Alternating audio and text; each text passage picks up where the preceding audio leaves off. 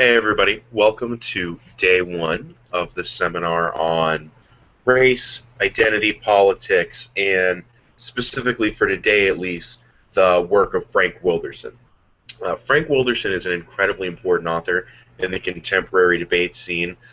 His work was recently in the finals of the NDT for like the fourth or fifth time. He's very very popular. He's prolific. He a lot of people have kind of said that Wilderson is the new Cap K. Wilderson is the new Security K. He's the argument that everyone has in their back pocket, which I think is a fairly far cry from even 5 or 6 years ago, where someone might have one pocket in one expander that was like answers to race.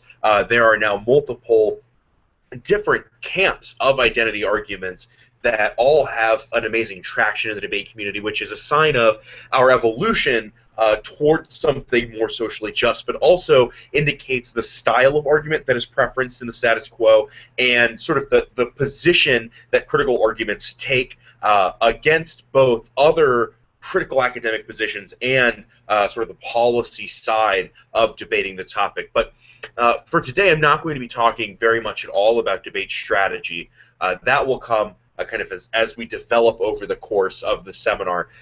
For today, I'm going to try and cover the more material, tangible aspects of the prologue first chapter and a little bit of chapter 2, which you didn't read, but I'm going to save the conclusion for tomorrow as we talk more theoretical and debate application. For today, I'm largely going to be discussing things that I think have a more, for lack of a better word, what the inexperienced might call real-world applications of something like Frank Wilderson, something that perhaps is a little bit easier to grasp, but also should more broadly apply to a lot of different ways of studying identity in general. This lecture is broken up into 3 parts. Part 1 is an understanding of standpoint and positionality, how it is our being in the world and the positions that we take can affect our experience, our interpretation, and the choices provided to us. Part 2 is a brief history of the relationship between blackness and black individuals, especially within the context of American history and the development of industrialization and capital. And part 3 is a brief treatise on the ruse of analogy, which is, of course, the sub-chapter, the subtitle of chapter 1 of the book. And I'm hoping to touch on that in a fashion that will set us up for the more ontological and libidinal discussion that will occur tomorrow. So 2 things. First is if you were watching the lecture live, please be sure to mute yourself. The second is in place of that, I have opened up the chat bar, so if questions come in, they will be sent to me via chat, and I'll be able to kind of read them off and interact with them in that way. But also kind of that way, I get to interact with them on my own time, kind of how I want to. If you ask a question that's going to be answered later, I'm not really going to deal with it. So starting at part 1, which is standpoint epistemology. Now, the take-home lesson here is people experience reality different, which means that reality is different for different people. And what I mean when I say people experience reality different is that different common scenarios will play out differently for different people based on what we would call their social location, that is their race, their gender, their ethnicity, which is distinct from race, their level of income, perhaps in some situations their sexual orientation, even more broadly, certain choices that people have made can affect their social location, but your social location is something you're kind of thrown into. It's something that is the position that you occupy as you exist in the world. And people who have different social locations have different expectations about the way that common events in life will play out. So, for example, a black man between the ages of like 18 and 34 walks into a convenience store and expects to be kind of hassled and followed until they either buy something or leave, whereas a white woman at that same age bracket would not expect that to happen to them. but might expect to be harassed on her way into the store, or for other different reasons than because she's going, because the store thinks she's going to steal or something like that, which is commonly why black folk are often policed in stores, is because it's an expectation that they're going to steal something. But that is a product of social location, that two different people would experience that same scenario walking through a store differently, indicates that the world is not neutral. It is not universal. The things that we deal with and experience are sort of subject to us, and that means that we develop a set of expectations and assumptions about the world based on that experience. So, you and I may have very different expectations about how a job interview will go, my ability to get access to the housing market, loan discriminations, interactions with police, based on your race, your gender, your various orientations, your economic income level, all of those different things, hailing a cab, job interviews, getting a house, getting a loan, going to college, can play out incredibly differently, extremely differently, based on things that you don't have a choice over. But what's important to grab onto here is that being discriminated against, or being thrown into a world which is different from someone else's, is also it is both a product of the way that things kind of are, but also reinforces those things. Because if you are from a white middle-class family and you grow up your entire life thinking innately people are good and generous and polite, then you see the world as something that is innately good and generous and polite. Whereas if you are from a lower economic class black family, maybe that to follow, like, maybe you didn't have a lot of opportunities to get out of high school to higher education, maybe you lived in an area that was very crime-ridden, means that you may have assumptions about the world that it is not friendly, that it is violent, that it is antagonistic, and thus you extrapolate your experience into assumptions about the social and the political. This is, at its base level, kind of the core problem of academia when it comes to blackness. And this gets us to the very tipping point of Wilderson's argument, that because we experience the world differently, because we accept that, to some extent, everybody's experience is at least a little bit different, they're also at least a little bit the same, Wilderson argues that the problem is that, academics don't distance black life enough from these other forms of identity categories, that once the academic left says, reality is subjective, we all experience it differently, then they start to find similarity in that difference, that because we all experience the world differently, therefore it's, there are some similarities that we can draw paths to in order to understand different subject positions. We can learn from other subject positions. And Wilderson's claim is that academia stretches that too thin. That academia says, well, we know this and this about white folk, and this about women, and this about some other group, therefore we can learn these things about black folk. But that is the problem. Wilderson's claim, and something that I'm going to be elaborating on for the remainder of the lecture, is that blackness as a social category, the position of being black, is so distinct and so different from anything else that to analogize it with the Holocaust, with patriarchy, with immigration, with the trials and tribulations of capitalism, all of that implicates strategies that attempt to liberate blackness. That black folks suffer from many of the same ails as everyone else. They suffer from capitalism, they suffer from draconian policies, they suffer from overabundance of policing, all of the things that, they suffer from global warming.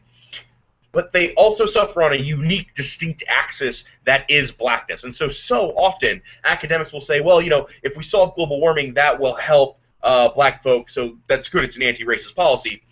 But it doesn't help them from the position of their blackness. It helps them from the position of global warming, which is something that a black person may experience, but that is distinct from the experience of blackness, right? One does not experience global warming equally. If you are also on an angle of blackness, you experience global warming more intensely and more significantly than someone else, because it's easier for companies to pollute near you. You are more likely to inhale smog.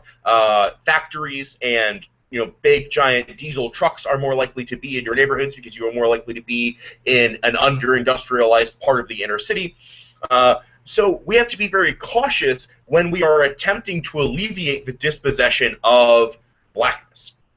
And this kind of gets me to my first major disclaimer of the lecture. Because blackness requires its own distinct theorization, I don't know if you've noticed this, I am not black, which means that I am very limited in the capacity to which I can define the experiential qualities of blackness. I know very little about that. I know only what I have been told from other people, and even then, right, you can only really understand something insofar as you can find a relationship with it through what it is that you know. This is the fundamental tenet of communication. You know the alphabet, therefore you can read. You have some experiences, therefore you can try and empathize with the experiences of others. This is very limited when it comes to a white person trying to understand the positionality, the sort of lived experience of blackness. So I have focused my theorizations and my readings and my understandings significantly more on the structural capacities of blackness. This is the economic, the political, the social aspects of blackness, because I can't understand and I can't explain and I can't even begin to know the individuated circumstance of blackness. For that, you'll have to go somewhere else, and hopefully we'll have someone at the camp to do something about that in terms of a lecture. But this means that everything that I tell you should be tinted through a certain epistemic lens. That is, you should kind of question the way. How to put this? What I say is not sacrosanct, so to speak. Yeah, so kind of a broad disclaimer that I can only understand things to a certain degree, but hopefully we can discuss enough of this that I should be able to fill in a lot of gaps for you. So a few things that make blackness worth studying on its own, and I think it's important to start with an affirmation of the study of blackness. The first is that blackness as skin tone is distinct. I have heavy Mexican heritage, but in Texas, where that's sometimes frowned upon, I can just pass as white. I can just pretend to be a regular old white person.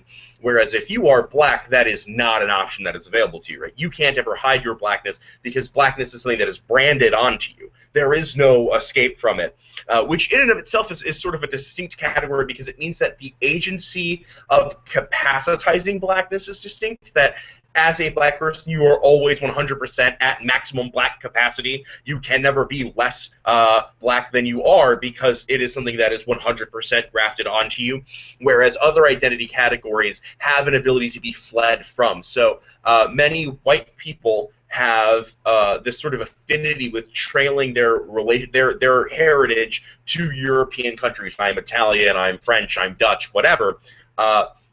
That's something that you can choose to turn on and off. You can be French and then just go back to being American. You could be American and then go back to being French, right? That's a choice that you have that is distinctly different from the choices that are available to individuals with black skin.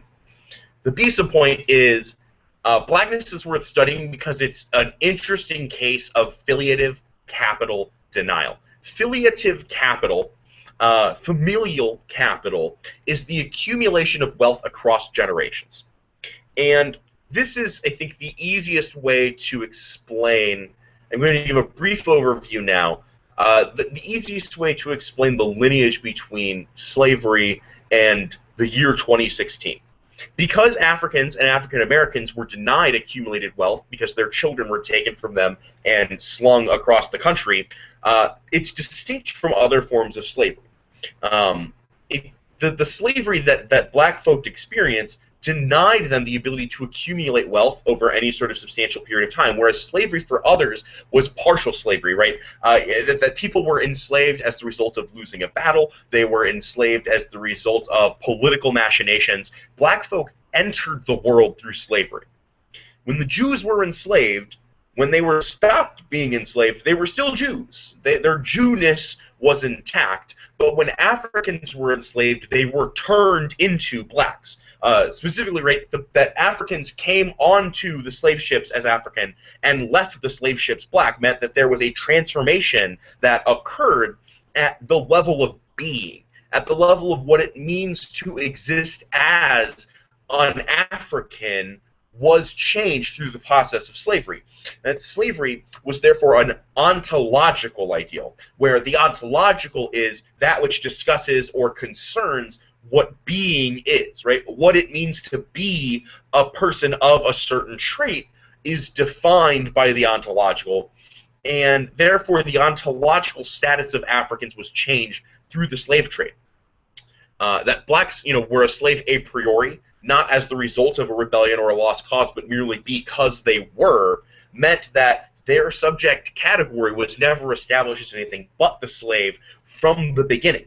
And this had major implications on the ability of both African Americans, black people in America that were a part of the slave trade, and Africans in the homeland. It had major implication on their ability to accumulate capital through natural resources, both as a product of slavery and colonialism.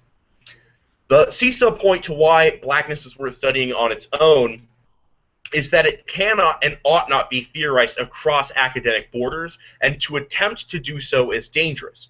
We can take lessons from, say, queer theory, and we can take lessons from feminism, and we can mash them together, and we can learn a bunch about, for example, the patriarchy, or the way that masculinity can be oppressive.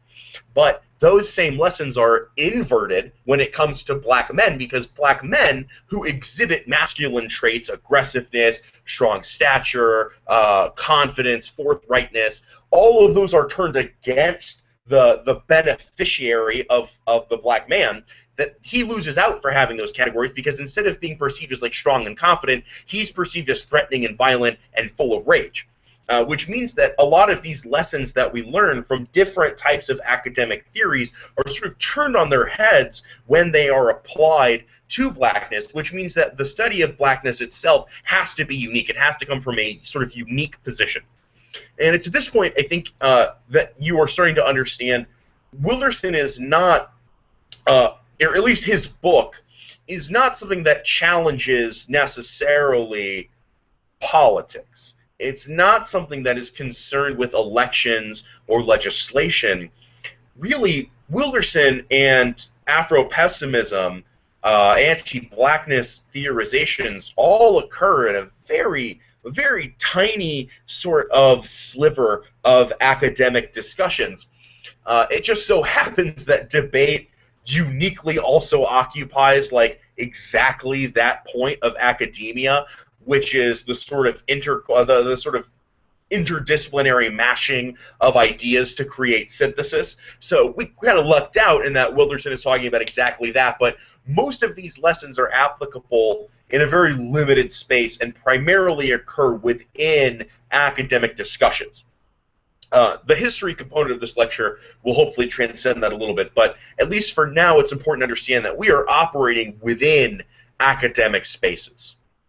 And the major problem with the academy right now for Wilderson is the proliferation of these identity categories, and the belief that if we study enough of them, we will yield insights for all.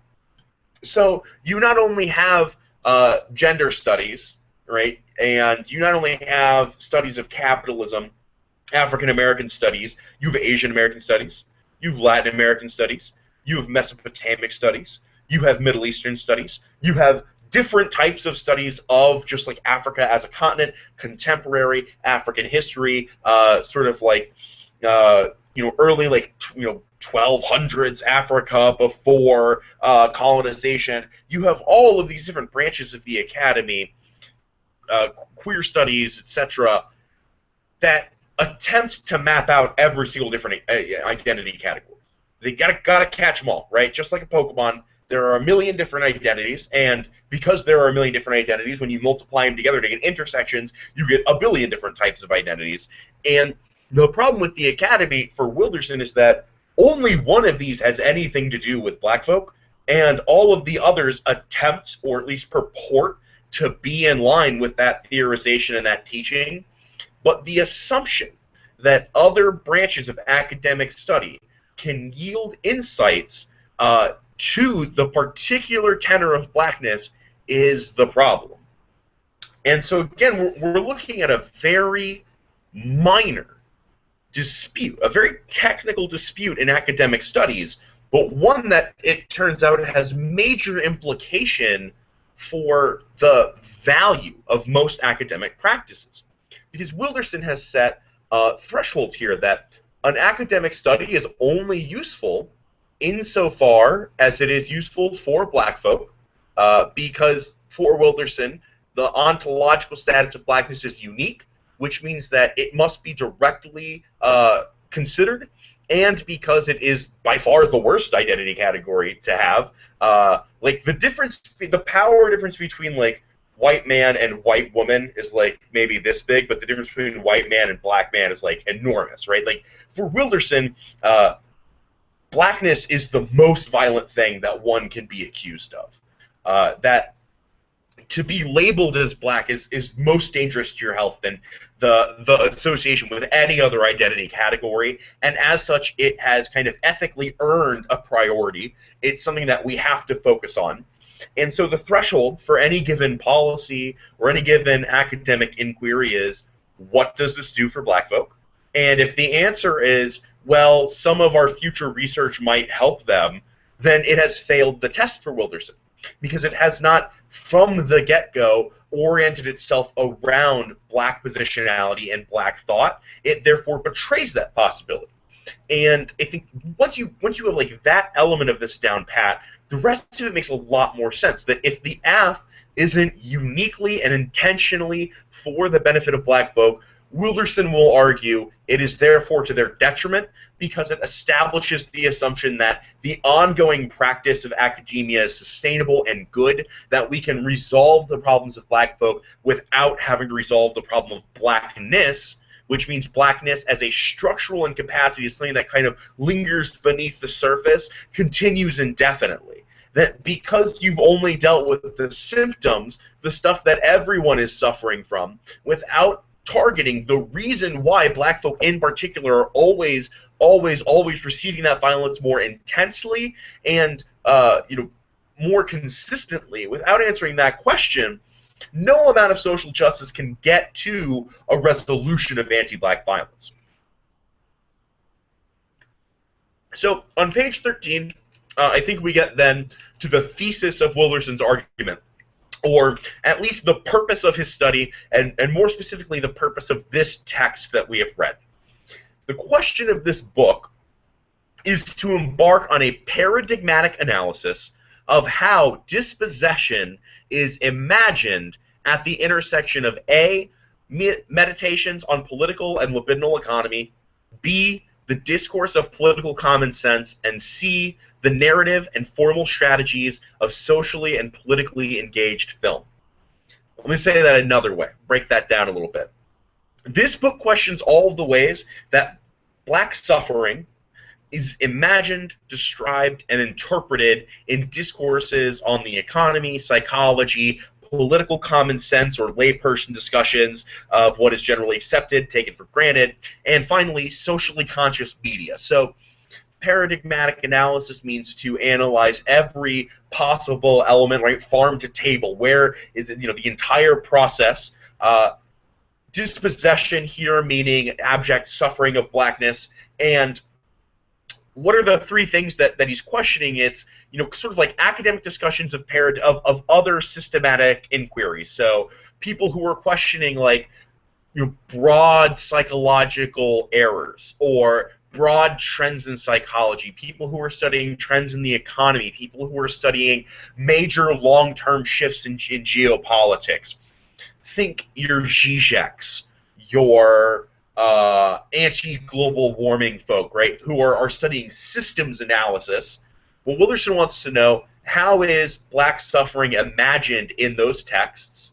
How is it imagined in the everyday kitchen table political conversation? Think anything anyone older than 40 has ever posted on Facebook, that's political common sense. It's what just like average Joe thinks about stuff. And finally, there are films, there are novels, there are CDs, short stories, and books that attempt to be socially and politically engaging and socially and politically conscious. How is black suffering considered in those texts? And so, in every instance, the question is not how do these things contribute to black suffering necessarily, but more importantly, what are the assumptions that these attempted solutions make about black suffering? So the link argument, as it were, is not that the AF necessarily is net bad for black folk, but that assumptions it makes about the nature of black suffering are problematic. And the kind of the thesis statement of the book then is just what if people are wrong about black suffering? What if they're wrong about the types of solutions then that are desirable and profitable for black folk? What if those solutions, the popular ones, the common ones, are maintained not because they're particularly good for black folk in particular, but because they're good enough for black folk and really good for everybody else? What if they're only good insofar as they're good according to the established norms of academics, and it turns out those established norms are a problem because they kind of keep black people under the boot, and they prevent a uniquely black discourse from emerging in the space of academia.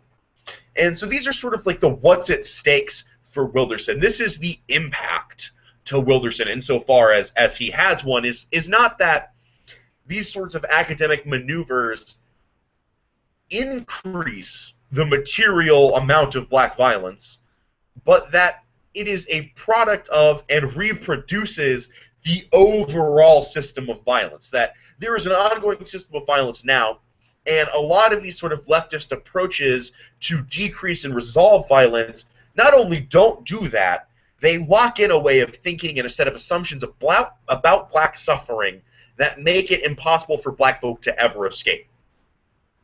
So I'm going to try and make some of this a little bit more tangible. Some examples of political common sense. You've probably heard at least some of these before. I don't believe in any of these. I don't think most people do, but enough people do that they're like sort of common tropes. Black folks are lazy. Black folks blame their lot in life on their situation instead of getting, working their way out of it. Black people won't let go of slavery. Why am I to blame for slavery? I never owned slaves, right? All of that's like political common sense. That's just like the conversation that people have about black suffering. What, black on black crime? That kills more black folk than police, so that should be stopped first. Or welfare, right? Welfare is both a trap and a solution. It's both reparations and the reason that black folk can't survive because they become dependent on the government. All of this are elements of the political common sense. Anything any Democrat or Republican has ever said constitutes an element of the political common sense. But this doesn't just create assumptions about black life. It constructs choices, and it limits possibilities. If you assume that racism only exists in the hearts and minds of a select few people, then you have bought into a sort of political common sense that's bad. It's really problematic. If you think racism only existed in the 1960s, then you have ignored, and you're kind of not going to be conscious of, the way that racism is actually sort of dispersed across different economic and social and political elements. Political common sense recurs and it's propagated through the media, television, movies, music, etc. There are countless films, for example, where a black family is struggling to make ends meet or get their kids to college or get off the streets, and a solution occurs somehow or another, either through God or from a well-meaning white person. Think like The Help with Emma Stone, right? Emma Stone, nice white woman's gonna fix all these black people's problems. This is like common tropes in sort of socially conscious films about black folk, and it produces an assumption about what types of solution are necessary to black life that create a ruse. They create a sort of smoke screen that disguises the broader structural economic problems and political problems and access problems that are actually plaguing black folk. And it's these robust problems that continuously produce the possibility, right? What we would call the conditions of possibility. The very set of structures that allow for black folk to get continuously discriminated against and excluded and be on the receiving end of violence over and over and over again. And one of the most important defining characteristics of that structuring violence, that anti-black violence, is that it always disguises, you can't see it, the element of race. It's always hiding behind some guise or another, you know. Oh, we didn't discriminate against that person because they were black. We did it because they were poor, or because of their personal character, their social values, or, you know, because their familial upbringing, or because they were missing one of their parents, or because their parents had too many kids, because their parents didn't work hard enough, right? There's always some other way to blame someone other than they, you know, they were just being racist. It's never the fault of racial discrimination. That language is always smuggled away. It's always hidden. And Wilderson responds to this problem. He says, look, you know, there's a bunch of racism out there that people are hiding under different names. And because it all overlaps so much, because the economic implicates the political, implicates the economic, it's easy to hide. It's because it's so complex, it's very difficult to pull out a single thread and be like racism all the way down. And that's kind of what Wilderson presents as a way of studying that is better. So I'm not talking alternatives here. I'm talking, you know, sort of the method of inquiry for Wilderson is not to start solving things, but rather is a moratorium on solutions, right? Wilderson's argument is to say, let's pump the brakes, let's simmer down all these solutions, and let's try and look at the problem from a different perspective. Before we can even question our solutions, how do you know if our solution is good if we don't even know really what we're solving for? And thus, an emphasis, a renewed onus on particular elements of the problem itself. Consider this. If our understanding of power, of the relationship between the powerful and the weak, is a product of that relationship of power, then we don't really know much of anything.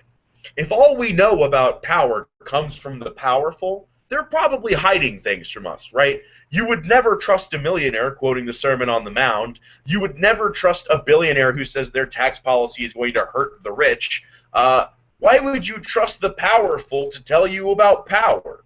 And yet, if non-black folk, just, you know, stretching the gamut to anyone who's not black, are the people in power in the academy, then how can you take their word for granted about how power operates? Because they're the ones in power. They're the ones who most benefit from disguising and hiding the dispossession of blackness, because they're not black. The people who aren't black have an incentive to skew that, to trick you, to make you think that it's not race, it's something else, to create red herrings that blind you from the ability of interrogating race itself as its own axis. And that's really the highlighting overarching problem that Wilderson has with a lot of academic studies is race is tacked on to the end. It's add in and stir, and then at the end you're like, well, it's kind of good for black people too. But that doesn't mean that your study has begun from that method of inquiry, which a priori accepts the structural incapacitation of blackness and then unfolds to study the problem.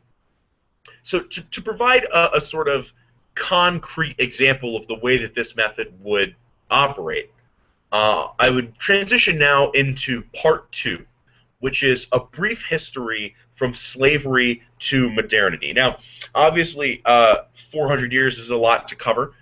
So I'll be drawing this in broad strokes in relationship to, or drawing a relationship rather, between the subject position of blackness, which we will soon find out is actually the object position of blackness, all the way, you know, that relationship between that and sort of growth and the development of a country.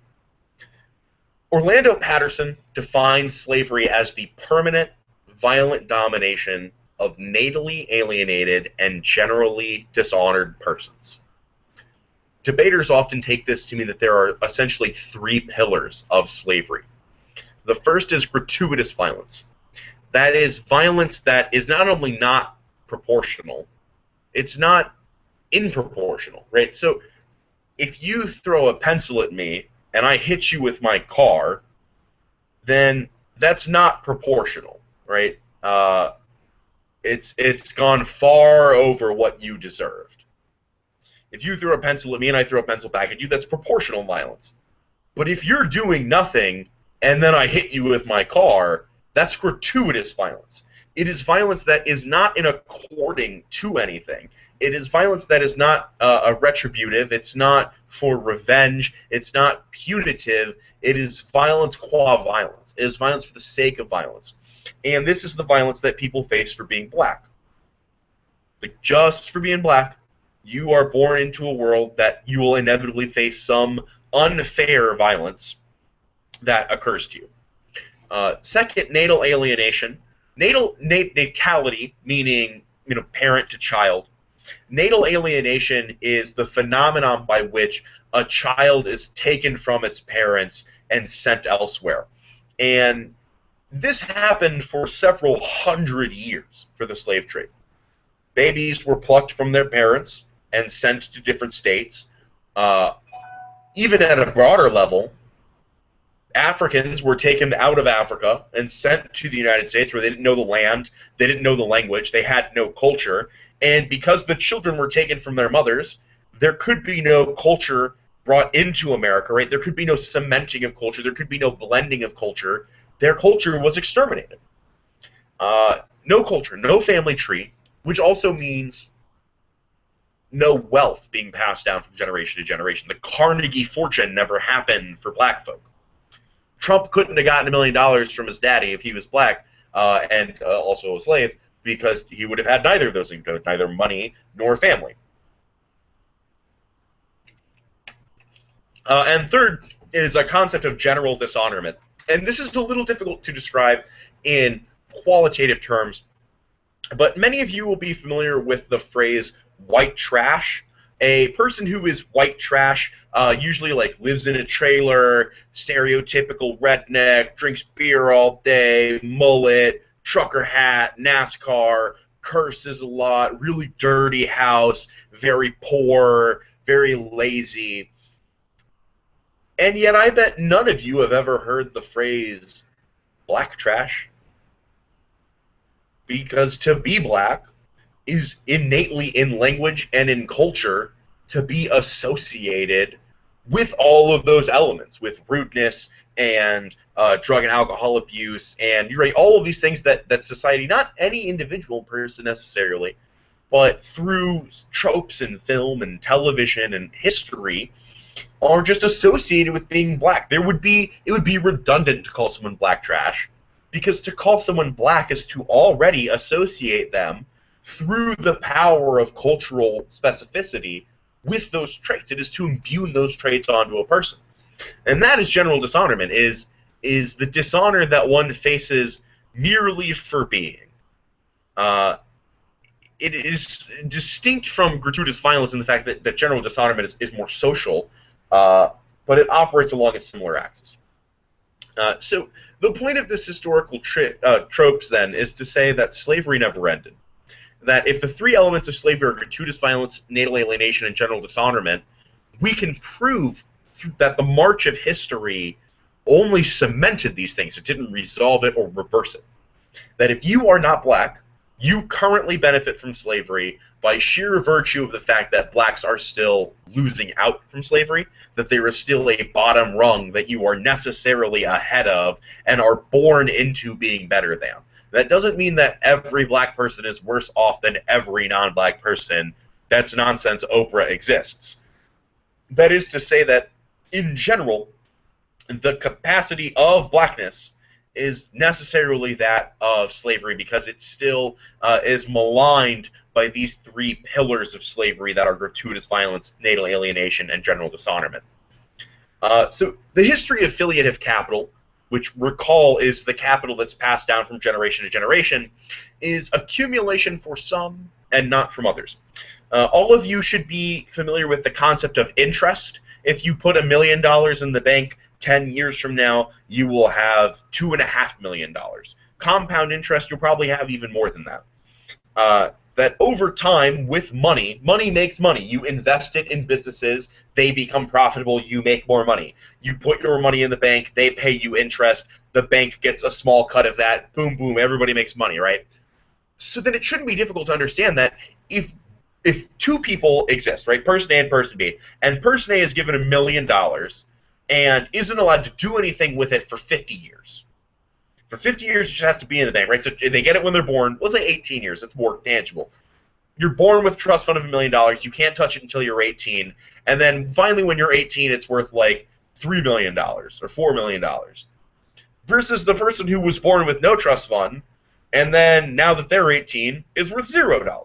Right? This is obvious why this would be the case. One person starts with $1 million, ends up with more than $1 million. One person starts with zero but gets a zero. And so if that happens over 18 years for one person, it's a bit extreme, but still. Imagine it over 500 years with 100 million people.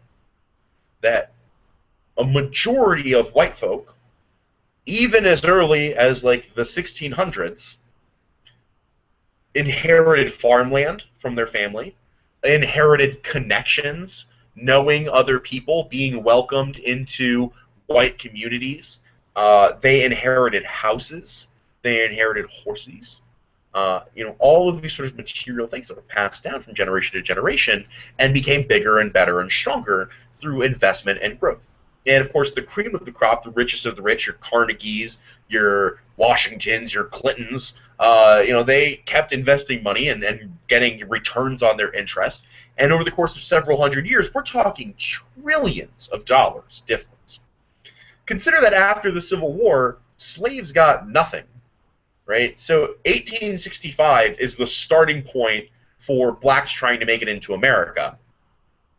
But they literally couldn't invest in their labor because they couldn't own anything.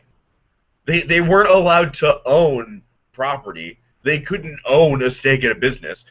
They couldn't own a home, which means that black folk literally could not profit off of their labor except through like the very limited means of saving money. Most black folk couldn't get access to a bank, which meant that they were barred from getting access to something like interest. So purely on an investment level alone, across several hundred years, we're talking trillions and trillions of dollars in difference, which means now in 2016, even though black folk can legally invest at the same capacity and on par with white folks, overall, black folk are so disproportionately poorly off that they can't even hope to catch up with the amount of wealth that's been accumulated in white America and in white folks in general. Consider also, if you will, access to basic human rights. The U.S. colonial revolution happened because of the presence of the slave, and on the back of a metaphor that colonists ought not be treated as slaves. Right? The colonists said, hey, you can't treat us like this. You're treating us just like, the slaves over there, and we're not slaves. Which meant that in the writing of the Constitution, the colonists had to create a new identity position for the slave, because the slave could not be human. Because all men are created equal, therefore the slave couldn't be man, and was disbarred from having rights. Right? There's a line in the Constitution that says black folk are equal to 3/5 of white folk. That's just like, that's de facto, that's de jure, that's in the law.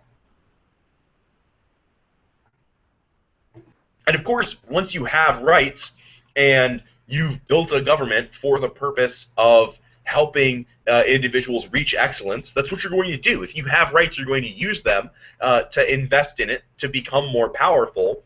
And that group wasn't idle. They capitalized on that power and created more of it. They created more laws and institutions that helped them. And even if that didn't come at the expense of blacks necessarily, it kind of did, because black folk couldn't have access to any of that, which meant all the while white wealth was ticking up and ticking up, while black wealth flat line. So when it finally comes to like 1960, we're talking like 55 years. We've had like 55 years where black people were even a little bit equal standing to white folk. It's no surprise that in 50 years, black folk couldn't close a 500-year gap, because they're starting at the bottom rung with no capital, and whites are already at the top. And that black athletes and artists have even come as far as they have. It's just like mind-blowingly amazing, given how impossible that should be. That because wealth is so staunchly accumulated in so few people, it's mind-boggling that black folk have even come as far as they have. That they've overcome what they have to get here, given that there's still an infinite amount of space left to go, but also that there's an expectation that because there are not legal barriers to black excellence, it should have been automatic. It just, boom, it should have happened, right? Civil rights happened, MLK happened, boom, black folks should be equal to white folk. And yet, not the case. One salient example of why this is the case is the housing market. There is a history of factual discrimination in the housing market. The government factually assisted like apartment owners and housing projects and homeowners associations. The government literally, factually, without a doubt, helped people discriminate against black folk so that black folk would not live near them. This is like an unquestionable thing that happened. This is not conspiratorial. It happened from like the 1940s all the way to the mid-1970s that black folk just couldn't own a good home. Which, of course, is compounded by not being able to own a home for several hundred years. So in the South, where everybody owns all of their land and builds their houses on it, black folk were like doubly screwed. But even in the city, black folk couldn't get a house, which meant they were renting instead of owning. And if at the end of 10 years, the renter and the owner have paid the same amount of money, but the owner has a house and the renter has nothing, the children of the owner are way better off than the renter's children, right? That's just obvious that, of course, that's how that would work out mathematically. But this occurs over generations. And again, we're talking, probably like several trillions of dollars in investment in rental properties that is not reinvested into blackness through the affiliative process. Which means that, because black folk haven't built up a bunch of really nice neighborhoods where they own houses, black folk have to send their children to schools that aren't as well funded because schools are funded by property taxes. Which seems logical on paper. If you live in a really, really fancy, nice, expensive house next to a bunch of other expensive houses, your schools will be really expensive. And, or not, they won't be expensive, right? They're public schools, but they'll be really, really nice. They'll be well funded, which raises the value of your house. And so there's a good feedback loop there, right? As the school gets better, the house is worth more. The house is worth more. The property tax is higher. The school gets better. And it seems like that's going to work out. Yay, that'll work out great for everybody. But if you start out at the bottom end of that and your house isn't worth very much, your school isn't going to be worth very much, and because your schooling is bad, people don't really want to live in those houses, right? You don't want to send your kids to a really bad public school. And so there's a positive feedback loop going the other way, where the house keeps depreciating in value and the school keeps depreciating in value, and government subsidies can only do so much for that. And if there are white folks in those neighborhoods, oftentimes they are able to just bus out or have their parents like drive them to a better school. For example, I lived back in Texas in like a pretty low income neighborhood, and the high school I was supposed to go to was really bad and had like drug problem and a violence problem. So we just like carpooled 15 minutes away, and I went to a really awesome, super nice high school in a really rich neighborhood because that was just an advantage we had. That was a capability I had because my parents could drive me to school every day, which is a product of a history of wealth accumulation that led us to that point. Basically, the point here is that you can draw a line from slavery to the contemporary situation to fully explain how it is slavery is ongoing now. That you can't just say, I didn't own slaves, not my problem. There is an obvious, like, tangible line that is affiliative capital that goes from slavery to the status quo, which explains the sort of structural violence that black people face. That they are turned away at the polls, it's harder to get a job, you're more likely to be killed by a cop, you are significantly more likely to catch life-threatening diseases, your health care is significantly worse than white folk, worse access to schooling, worse access to the political, just like your voice doesn't really matter, gratuitous dishonorment, gratuitous violence that happens every day.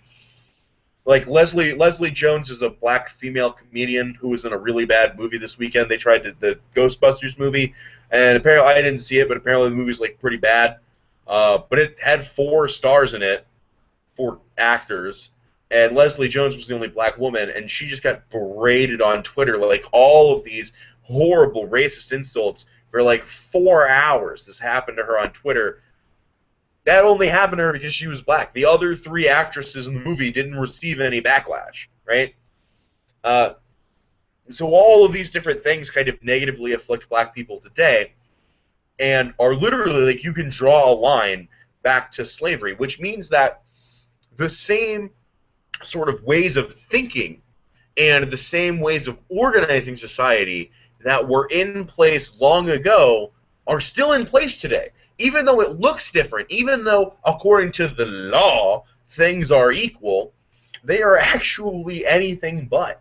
They are very unequal, but you can't see it.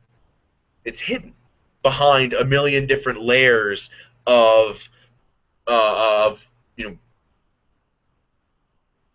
reasonable doubt of, yeah, it's probably not racism, it's probably something else.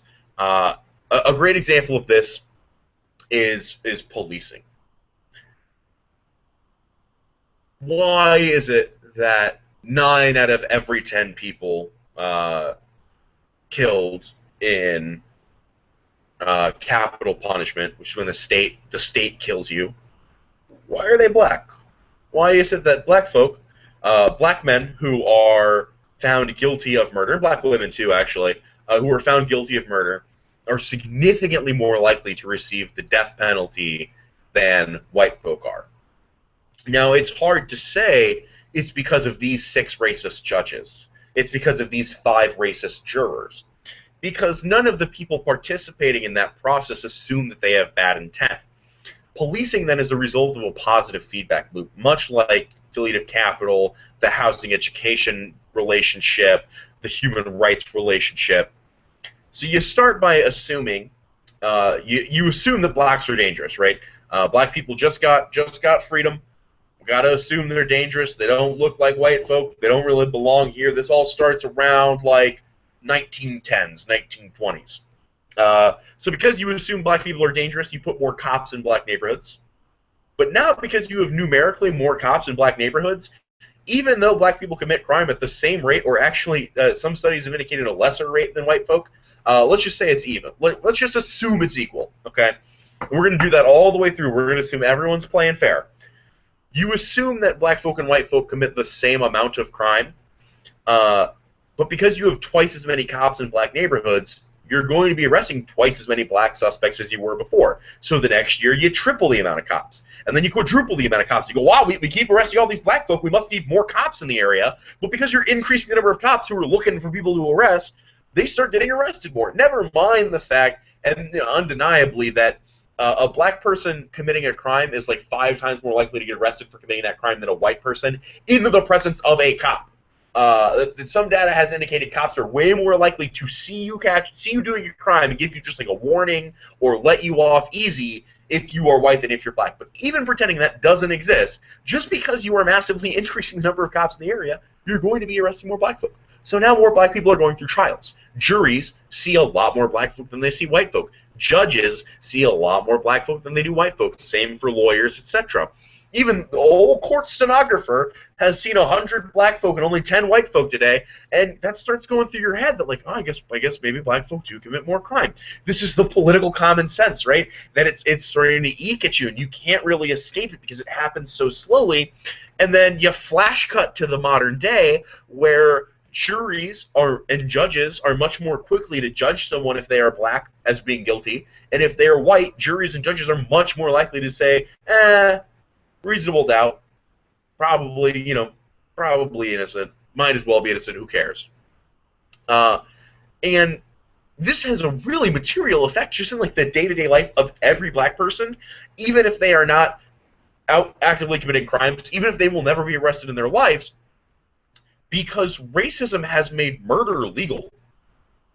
In the state of Florida, you can murder someone if you are racist, and that is legally justifiable, and I will explain why that is the case.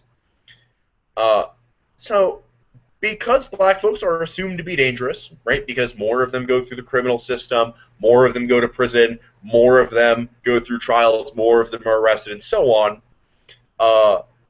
cops are justified in saying they felt threatened by black folk in general, which is why you get all these reports of, like, black man eating pear shot because thought he had grenade, or black men who are have their wallets out to show the cop their ID and get shot, or uh, two black women were deaf were having a conversation, cop yelling at them from a distance, they didn't hear him, boom, boom, shot them both dead, right? That's why you get these kinds of examples, because cops innately think, like, well, black people must be dangerous because a lot of black people commit crimes because we keep arresting all these black folk, right? That cycle starts to psychologically affect the way that you relate to black folk. But cops are allowed to kill someone if they can claim that they had a reasonable amount of suspicion that that person was violent, right? If they had probable cause to assume that person was violent, they can just gun them down, even if they don't have definitive evidence that person had a weapon, because they were reaching for a weapon, they could have been armed. George Zimmerman, in a famous trial, chased down, stalked, tracked a young black kid walking through a neighborhood, tackled him, started getting beat up, right? The little kid's trying to fight off this dude who's just attacked him out of nowhere. So Zimmerman starts losing the fight, kills this kid, says, well, I felt threatened for my life because you never know. And basically his defense is like, black people are dangerous. This kid was black. My experience as a night watchman has indicated that black people are more likely to commit crimes. Therefore, I just assumed he had a dangerous weapon on him. And jury said, no, that sounds about right.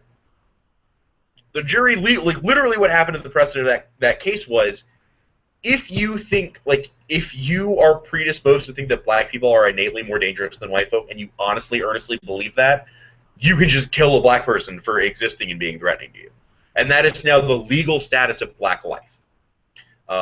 Thus, you smash cut to 6 or 7 more of these, of black folk just getting shot down by police when they're completely unarmed, and then the cops getting off scot-free with absolutely no penalties, with no restrictions, no fines, no jail time, not even oftentimes getting suspended from their job. They just show back up the next day, go back to killing black kids. Thus you get Black Lives Matter. Thus you have the first sort of major reawakening of blackness in the social sphere, which is, you can't do this anymore, right? The tenet of the Black Lives Matter protest at its core is, white folk keep killing black folk because they are black and not for any other reason, and that has to stop. That we have to sort of re-imbue blackness with a life-affirming property. Because in the status quo, blackness is only life-denying. It is only threatening. It is only negative. It is only the absence of. And for that reason, that's what Black Lives Matter is advocating for, is to reconsider and reconstitute the status of blackness. That as a result of several hundred years of economic, social, and political discrimination, blackness has become empty. It no longer has meaning, which means black life no longer has meaning, and therefore is being indiscriminately ended. And thus, that's sort of, I guess you could call this the implication section of the lecture. The entire historical component is the implication of what is going on that is hurting black folk disproportionately to others. And I think the nub of all of that, the core takeaway, is that it is literally now legal to murder someone if they are black, if you can convince a jury that you are racist. And that just shouldn't sit right with you. And yet, that's kind of the world we live in. And so that should, at the very least, at a surface level, kind of explain a little bit why it is Black Lives Matter has such traction, and why it is becoming increasingly popular with every one of these shootings. So the final section for today, I've talked to you a little bit about the sort of history of black violence. I've talked to you about the epistemic or the knowledge-based distinctions that people have based on their social location. I started this lecture with what we would call the epistemological, that is, how we know, what we know, and how it is, that we know about it. Uh, the second part of that epistemological lecture section kind of explains how it is that white folk can overlook blackness and anti-black violence in the status quo, and it explains sort of why it is that we need black scholarship uniquely. The historical element of the lecture, part two, I think tries to describe a lot of the material conditions that structure black suffering. These are the kinds of things that you can see in data, that there's excellent data to support. This is like really, really material. And that history, some people say it ends in 1865 with the Civil War. Some people say it ends in the 60s because that's when the major civil rights movement was. That was Martin Luther King. It was Malcolm X. It was when segregation ended. It's when different types of protection laws occurred that said, hey, it is illegal for you to discriminate against someone because of the color of their skin. And so a lot of people say, because the 1960s made it illegal to discriminate, therefore racism is gone. The problem with that is it ignores the paradigmatic ontological aspects of anti-blackness. That anti-blackness, as distinct from all other forms of violence, is something that exists at the level of being because it is the sum total result of all other elements of capacitation. That because your economic status, your legal status, your social status are all implicated by blackness, blackness becomes something that is ontological. And that's why, people think that racism ended in the 60s, but really it didn't. Not even in like any sort of meaningful capacity. It's just kind of changed a lot in the way that black folk are approached from their perspective and their positionality. Wilderson explains this through what he calls the ruse of analogy.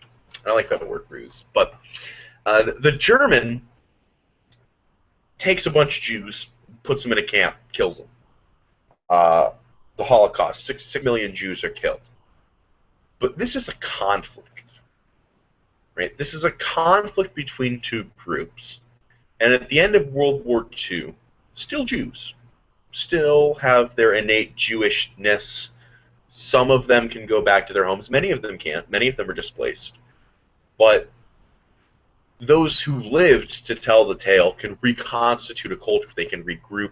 They have elements of freedom. There is enough capital, right? There's enough, like, social linkages. They know people outside of the States. They're allowed to travel. Also, it's only like 6 years. So, right, obviously, like, one of the worst travesties in modern history. But you can't compare that violence to slavery. Not because slavery killed, it did literally kill like 100 times as many people as the Holocaust over the course of several hundred years. That's not why they're non-comparable. They're non-comparable because at the end of slavery, there weren't Africans in America anymore. There were black folk. More specifically, there was the Negro. That was the identity of blackness in America. That's what it had become. And the black folk in America couldn't just like pick up and get on a plane and go back home to Africa where they knew everybody, because it had been 500 years since they'd been there. And so what happened with slavery was not a conflict, it was an antagonism. The distinction between a incident of violence and a structure of violence. The difference between structural, sort of things that are put in place that continuously reproduce violence, and those incidental moments of violence. The difference between temporary, which is the conflict of the German and the Jew, even though it has some things that are still kind of ongoing. It has some threads that are still loosed, but nowhere near to the magnitude or the level of the ontological dispossession of blackness in America. And that's because the Jew was not metaphysically killed. It was physically killed. But at the ontological level, still Jew. It is the distinction between saying we have it bad versus we do not even exist. That there is no African people in America. There is only a black people because their Africanness has been quashed from them. At another angle, the ruse of analogy is important because of all of the epistemological stuff we said. You can't learn about or appreciate or attempt to assist blackness through other angles. Otherwise, you only ever get the overlap. You never attack blackness itself. But the way that people are integrated into communication and into rhetoric and into discussion is through the sort of floodgate of civil society. Civil society is something that we all sort of participate in by having political conversation, by being interested in the things around us beyond sort of like the vapid and the entertaining. But civil society is a gated community based on the expulsion of the uncivilized. Here meaning the black, the barbaric. For example, black vernacular, what some people call ebonics. I don't have any examples or impressions for you, but you can look them up if you'd like. Black vernacular, right, how black folks speak, is looked down upon because it's not proper. But, like American accents aren't proper English, but because they're anglicized, because they're whitened, it's okay, right? So this is a sort of specious, suspicious, faulty dichotomy that is one of a million or so that are placed up always to keep black folk out of civil society. Conversations have to be rational. They have to be calm. You have to keep a certain tone of voice. You're not allowed to be emotionally invested in something, right? In civil society, we're not emotional. We're rational and logical. And so we can see how this might, for example, the call against emotion is something that is particularly anti-feminine, but it is also anti-black. And so we would need to consider the way that civil society is structured at exactly the angle of black emotion, which is distinct from, in many ways, like the feminine motif of emotion, where black emotion, might be an expression of rage and anger rather than the more typical feminine emotive is the motif of feminine emotion in the political common sense is either hysteria or despair and wallow. The black motif of emotion is always rage and extravagance. And that distinction is an example of how we can't draw clean analogies between things, but is more importantly an example of how civil society creates arbitrary distinctions of what is and is not acceptable in proper conversations, so that those kind of it's like laying down trap cards, and you activate one at exactly the right moment to derail a conversation. So you're having a discussion, a professor and a student are having a discussion about race, and the student is really mad at the professor because the professor is some white, middle-aged dude who's like a science studies major, and the student's like, no, you don't understand this thing about race. The students are getting really heated, really angry about it. The professor will say, hey, you need to stop. We can't have this conversation because you're getting too emotional. But how are you not supposed to get emotional, right? If it's something that implicates every little part of what it is you do, if it implicates your well-being, your lifeblood, your ontology, you're going to get emotional about it. But civil society creates this sort of arbitrary distinction that says, thou shalt not get emotional about these types of things. And this takes place at all different types of levels of participation. Black Lives Matter is a violent hate group because their protests block streets. Well, most protests block streets, but Black Lives Matter gets particularly hated on for doing that, against the axis of civil society. They're called out for not effectively and appropriately falling within the lines of civil society, but what happens if those contours and those barriers, those rules that are set up by civil society are ones that are exclusively made to disguise the effects of anti-black racism and to keep black folk from entering? And the parameters of civil society create a sort of problem when it comes to the ruse of analogy, because most of the people who suffer on similar angles to blackness still have a more substantial access to civil society. They have more substantial ability to engage and freely and fully participate in civil society in a fashion that can kind of reduce and minimize those angles of attack against their personhood. So, for example, white life and white desires are highly normalized amongst white life. Most white people don't have an ethnicity. They are just normal or American. Which is why some forms will have like a box for ethnicity, and there's a none box, no ethnicity, and that just means a white person. That's the normalized expectation of being, which means that deviation from that is heavily policed and it's suspicious. That, you know, is where the gate of civil society occurs, but it's also where the ruse of analogy starts to break down, because blackness is not accepted as normal. It is always made exceptional.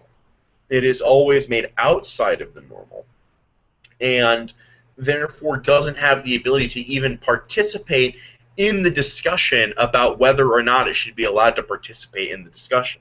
Right? Doubly excluded. Can't even enter the debate about whether or not it should enter into the debate. And it's for these reasons that one of the reasons that the ruse of analogy, the implication of the ruse of analogy, the impact, why this matters, is because not helping is not hurting.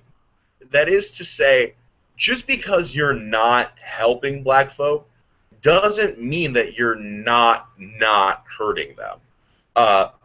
The ruse of analogy is one that asserts, because I do work on queer theory, my work will trickle down to black queers, and therefore I will be doing good things for black people. But you're not. You're doing good things for queer people. Some queer people also happen to suffer from anti-blackness. You have not done anything for anti-blackness, right? Which I think I explained pretty thoroughly at the top. And what this results in is a paradigm of unethicality, wherein it is unethical to be free while others are enslaved.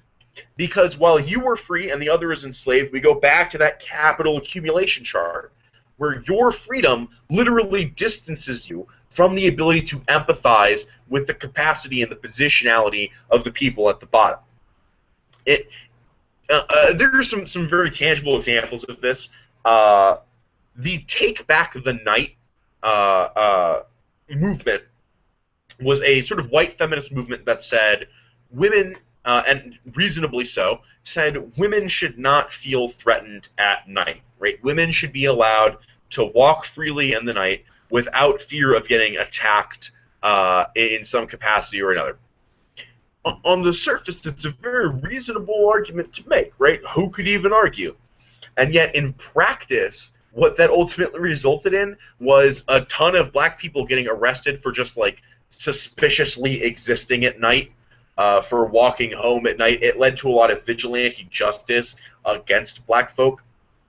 And white feminism is particularly good at this, at playing on established tropes of, like, monstrous men, of big, giant, violent men, that, you know, I don't think that, like, white feminists have it out in their heart against black folk. That's not what I'm saying at all. In any capacity am I saying that.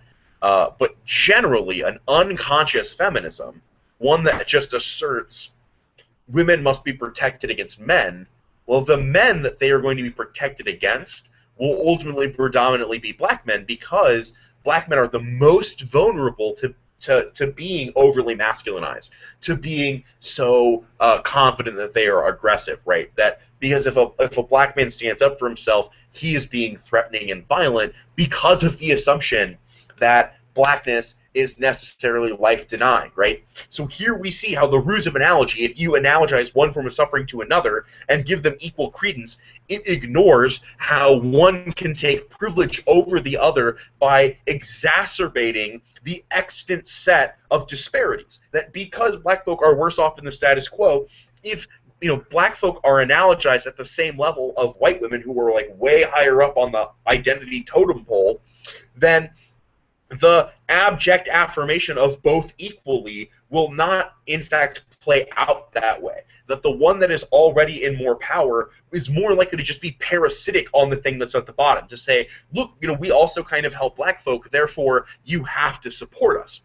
And that's really the problem with a lot of a sort of academic movements, and you see this in debate a lot. You see this in debate all the time, that people will be like, our plan is really good, it helps people in poverty, poverty affects black folk more than anybody else, therefore the AF is good for black folk. But it's like, yeah, but they suffer from poverty because of their blackness. So you've only alleviated a symptom of it. Meanwhile, the tenor, the ontological capacity of blackness still remains.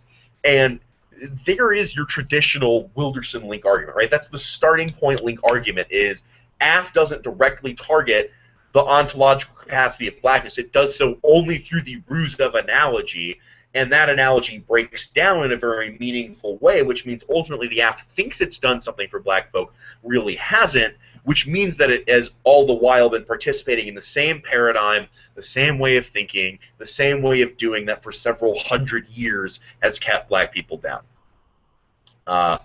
And so I think that kind of gets to the nub of the major link argument that people use for Wilderson is twofold. The first is the civil society element alone. That if you defend a plan and you say the federal government should do something, first cross-examination questions. You're not Obama, right? We agree. You're not Obama? Okay. Second question, what's the value of doing any of this, right? What is the value of talking about the government? Answer is, we should talk about the government because we might be able to affect it one day. We should talk about the government because if we don't, the right wing will take over and be all powerful and do a bunch of bad stuff.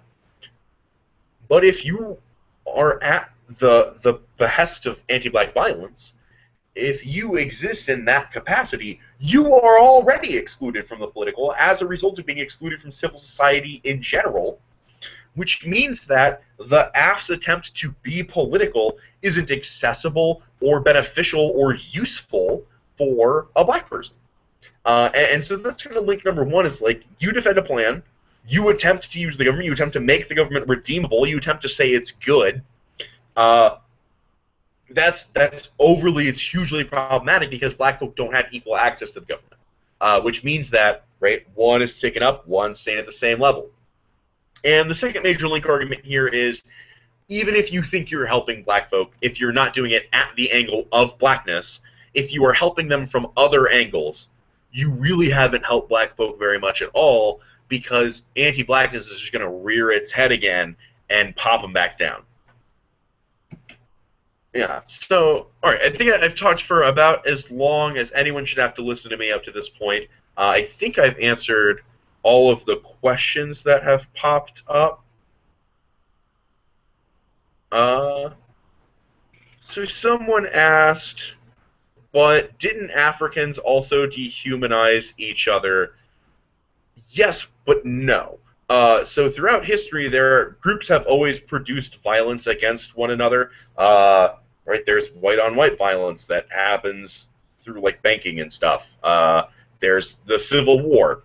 So the question then is, like, why is black violence, why is the violence of slavery so distinct? And that's because of the ontological capacity of being thrown from one's homeland, natal alienation, gratuitous violence, general dishonorment. Those would be the pillars in which we would use those pillars sort of as metrics of evaluation, being like, it's so violent. How violent is it? Well, let's use these three tools to kind of test that level of violence. So, like, yeah, black folk, I guess Africans, we'll just say Africans because they were in Africa, Africans profited off of selling each other into slavery, but there's a million different problems with using that as a defense of... So, like, one, the best possible thing that can come out of the argument is, like, maybe slavery was a little bit everyone's fault, but, like, the people in Africa that sent their brothers and sisters on boats, like, had no idea that was going to be for 500 years, and eventually would just, like, indefinitely result in institutionalized violence. So, like, that's nonsense, right, to think that. But also, that's just, like, that's just victim blaming. That's like saying, well, maybe all of these black people wouldn't be killed by cops if they would just behave. So, like, that's super problematic. kind of like misses the point of the structural capacity of violence, and attempts to create a ruse of analogy that links one social location to that which is without their social location. And finally, it doesn't really matter if like there were Africans who weren't disenfranchised by slavery, because the entire continent just got ripped to shreds by Europe.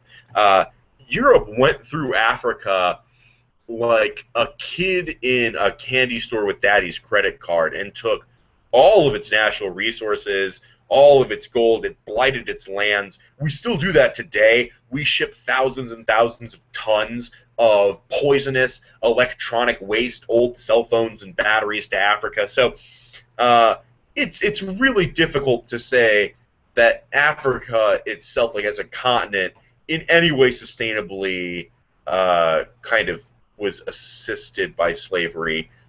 So I think that the important element of the slave trade occurred in Africans getting on and getting off the boats as blacks, because that kind of points us towards why it is that there is always anti-black violence, why it is so pervasive, why it is so continuous, and why if we do nothing, it's just going to keep getting worse.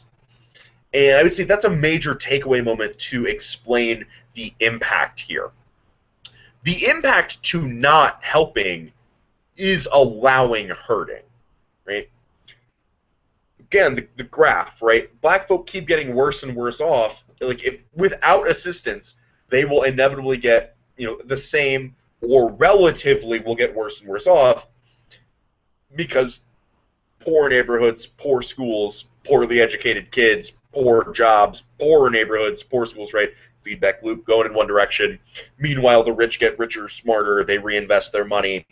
And then inflation happens. So if you have just like, if all of the rich people are super crazy rich and they spend all of their super crazy rich money amongst all of their super crazy rich friends, there's a sort of trickle-down effect where things just inevitably get more expensive down the line, and the people who suffer from that are the people with very low incomes. When all of a sudden, like, your basic, like, daily necessities, like your soaps, cell phone plans, gasoline, when gas becomes more expensive, that hits the poorest the hardest, which means doing nothing exacerbates the violence of the status quo.